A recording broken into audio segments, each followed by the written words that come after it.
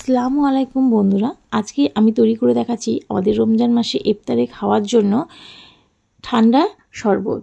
খেলে একবার মন প্রাণ জুড়িয়ে যাবে।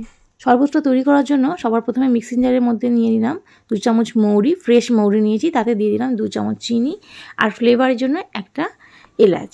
এগুলোকে ভালো করে ব্লেন্ড করে নিয়েছি। এবার একটা বাটির মধ্যে নিয়ে নিলাম। তার থেকে আমি 2 চামচ নিয়েছি পাউডারটা নিয়ে গ্লাসের মধ্যে দিলাম, আরও কিছুটা একটু চিনি যোগ করলাম, কেননা মিষ্টির পরিমাণটা একটু কম লাগছিল। তারপর ঠান্ডা জল দিয়ে এটাকে ভালো করে মিশিয়ে নিলাম। উপর থেকে এবার দিয়ে দিচ্ছি কয়েক টুকরো আইস কিউব, দিয়ে ভালো করে এটাকে মিশিয়ে নেব। এবার তাতে দিয়ে দেব এটা ঠান্ডা করার জন্য চিয়া সিড। এটাকে আমি আগে থেকেই, মানে বাংলাতে আমরা বলি তোকমারি, এটাকে আগে থেকেই আমি জল দিয়ে ভিজিয়ে রেখে দিয়েছিলাম।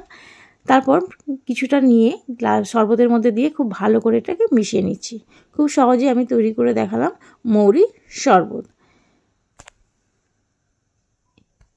আমি এখানে আরও একটা শরবত তৈরি করে নিচ্ছি। ওই একই মিক্সিং জারের মধ্যে নিয়ে নিচ্ছি ফ্রেশ পুদিনা পাতা, মানে আমি এখানে পুদিনার শরবতটা তৈরি করব। তাতে দিয়ে দিলাম 1 চামচেরও বেশি লেমন জুস আর একটা আদা।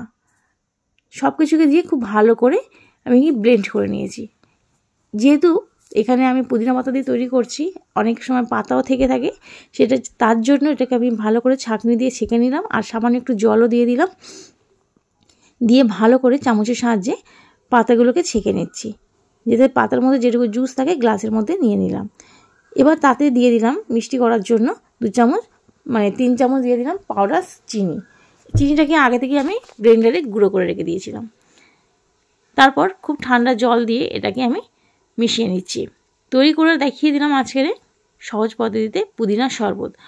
আরও একটু ঠান্ডা করার জন্য উপর থেকে দিয়ে দিলাম কয়েক টুকরো বরফের টুকরো আর দিয়ে দিলাম চিয়া সিড, দিয়ে ভালো করে এটাকে আবারও মিশিয়ে নিলাম। তো মৌরির শরবত আর চিয়া সিডের পুদিনা পাতার শরবত আমি তৈরি করে দেখিয়ে নিলাম। এবার ওই একই মিক্সিং জারের মধ্যে এবার নিয়ে নিলাম কিছুটা গুড়। এবার আমি তৈরি করে দেখাচ্ছি গুড়ের শরবত।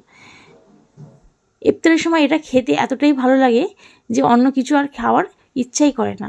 এখানেও দিয়ে দিলাম গুড়ের মধ্যে টক ঝাল মিষ্টি করার জন্য একটু লেমন জুস আর কয়েক টুকরো আদা আর বিট নুন দিয়ে ভালো করে ব্লেন্ডারে ব্লেন্ড করে নিয়েছি সামান্য পরিমাণে জল দিয়ে। এটাকেও ছাঁকনির সাহায্যে খুব ভালো করে একটু ছেঁকে নিচ্ছি, যাতে কোনো রকম দানা না থাকে। তাতে এবার আবারও ঠান্ডা জল দিলাম, দিয়ে এটাকে একটু বাড়িয়ে নিলাম। উপর থেকে এবার দিয়ে দিলাম চিয়া সিড, দিয়ে খুব ভালো করে এটাকে মিশিয়ে নেব। আর তাতে দিয়ে দেব কয়েক টুকরো বরফ। তো আজকে আমি একসাথে 3টে শরবত তৈরি করে দেখিয়ে দিলাম। কেমন লাগলো আপনাদের এই রেসিপিটা অবশ্যই কমেন্টে জানাবেন। ভালো লাগে চ্যানেলটাকে সাবস্ক্রাইব করবেন, পাশে থাকা বেল আইকনটি প্রেস করবেন, লাইক কমেন্ট এবং শেয়ার করবেন। পুদিনা পাতার শরবত, মৌরির শরবত আর গুড়ের শরবত।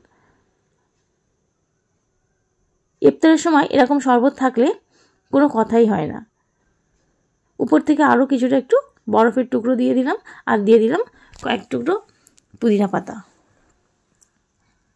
এটা ইফতারে একদম আগে তৈরি করি, যদি আমরা খেয়ে থাকি খুবই ভালো লাগে খেতে। আজকে তাহলে এই পর্যন্ত। আমি আবারও হাজির হয়ে যাব অন্য কোনো দিন অন্য কোনো রেসিপি নিয়ে। ভিডিওটি যদি ভালো লাগে চ্যানেলটাকে সাবস্ক্রাইব করবেন, পাশে থাকা বেল আইকনটি প্রেস করবেন।